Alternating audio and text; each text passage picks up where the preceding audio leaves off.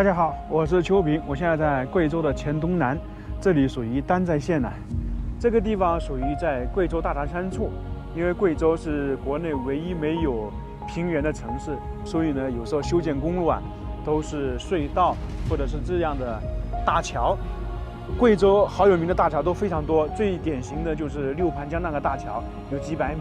现在我们看到这个大桥呢，是一条高速公路。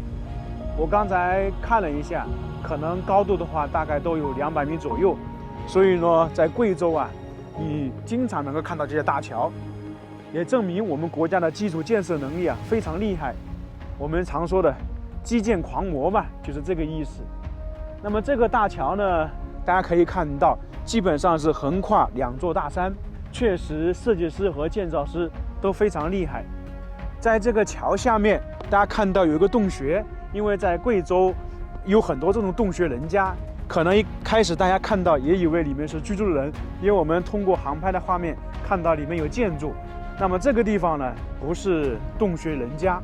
其实呢，今天来看一个非常好玩的东西。我们都知道，中国古代有4大发明：造纸术、指南针、火药，还有活字印刷术。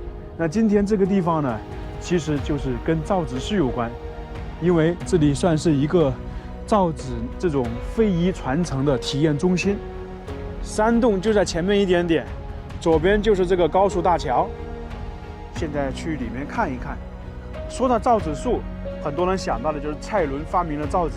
其实啊，蔡伦应该正确来讲是改进了，在他之前就已经有纸了，只不过纸张呢比较昂贵，很多人负担不起。经常我们看电视剧也能知道，秦皇汉武这些人，大家都看到他们处理政务啊、看文件都是用竹简的。那么其实呢，那个时候纸张是有，但是太贵重了。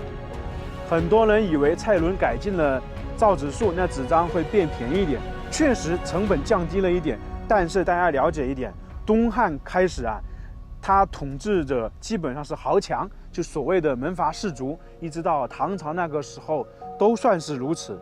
那么基本上这些东西啊都被垄断了，包括造纸、包括酒啊，其他各种方面的都是被他们垄断。所以呢，读书人其实那个时候还不是很多。特别是魏晋南北朝有一个九品中正制度，那个时候啊，尽管说便宜了，但是呢，还是没有完全的流传开来。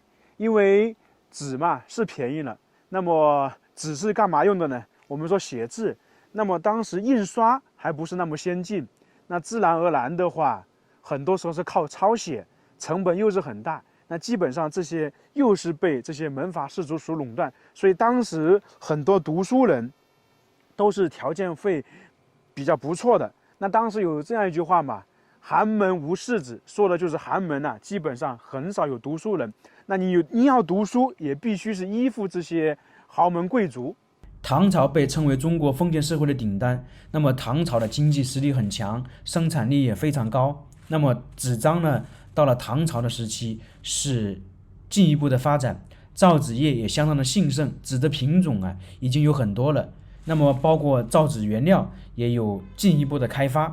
那基本上这个时候呢，纸张呢已经深入到人们的各个生活当中。这个洞口已经到了，我们现在去看一下，看到有很多建筑。为什么会在洞呢？因为一般造纸啊，它需要水源，然后又比较希望安静的地方。这些应该属于白皮纸，看起来还没有完全的完工，只是说在这里展示的。那么造纸其实有一些工程，就是说先是麻料、构树、削皮、构皮麻、降灰、煮料、漂洗、选料、堆料、代洗、抄纸、压纸、晒纸、接纸，所以说是很多种步骤的，不要小看哦。就是一般造纸我们都知道是通过树的，包括我们现在使用的那个我们经常是手头紧的那个东西啊，也是用那个树铸成的，只不过呢那个树是比较珍贵，一般的树做不了。这个是洞口，那这里有个水车，那可能是当时很多那个造纸作坊啊建在这个洞口，那么靠这个水车弄水出来。因为毕竟的话，水车弄的水跟旁边直接在这种暗河里面打水是不一样的。在这里看到一些木头，那么造纸使用的是不是就是这些树皮这一类的？大家猜想是不是？我估计是，因为要不然不会在这里无缘无故放这么多木头。这个木头跟我们平时看到的是不是有点不一样？它造纸的话，一般是用专门的木头的。这个就是相当于地下暗河了。这种洞穴人家呀，洞穴里面确实是有地下暗河的。其实我们去了很多洞穴，都发现它是有水流出来的。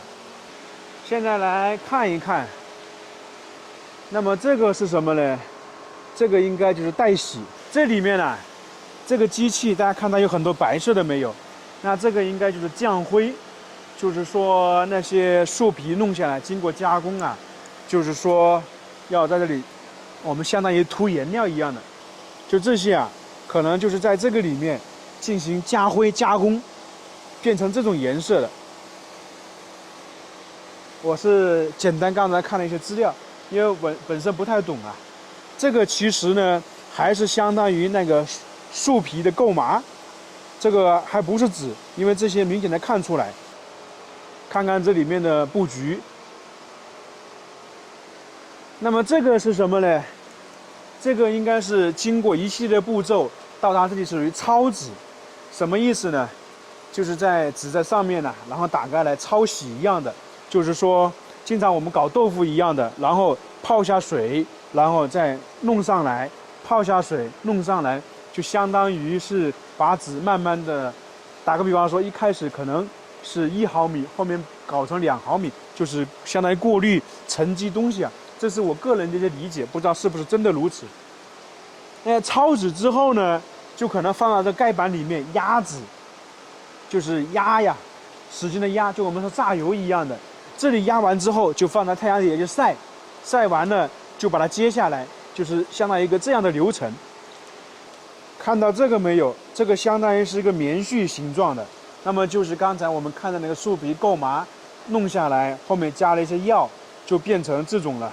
大家懂的话可以说一下，因为我对造纸这些工艺我确实不太懂。这里还有一些颜色不一样的，那相当于是包浆吧。为什么会颜色不一样？它纸张呢可能有通俗一点，有白色的纸张，还有其他颜色的纸张，所以呢这个水的颜色可能就不太一样。就像这些都属于棉絮状的，那么颜色是不一样的。就刚才看到那个水啊，纸张的颜色也不一样，因为这个地方那个纸啊生产它不是为了好看的，它是要使用的，所以不要小看这个地方啊，造纸的流程基本这里都有。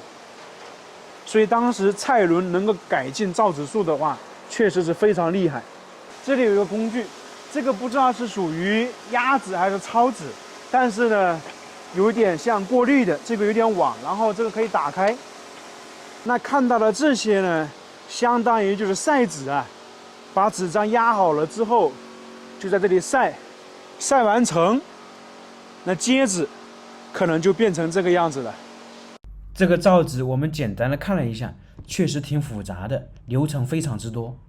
这个地方是作为一个传统造纸术的体验中心，因为最高峰时期的话，这里有10几家造纸作坊。现在生产力技术的提高，那么造纸的工艺基本都是机器代替的，像这种手工性的造纸现在越来越少了，很多人也没有见过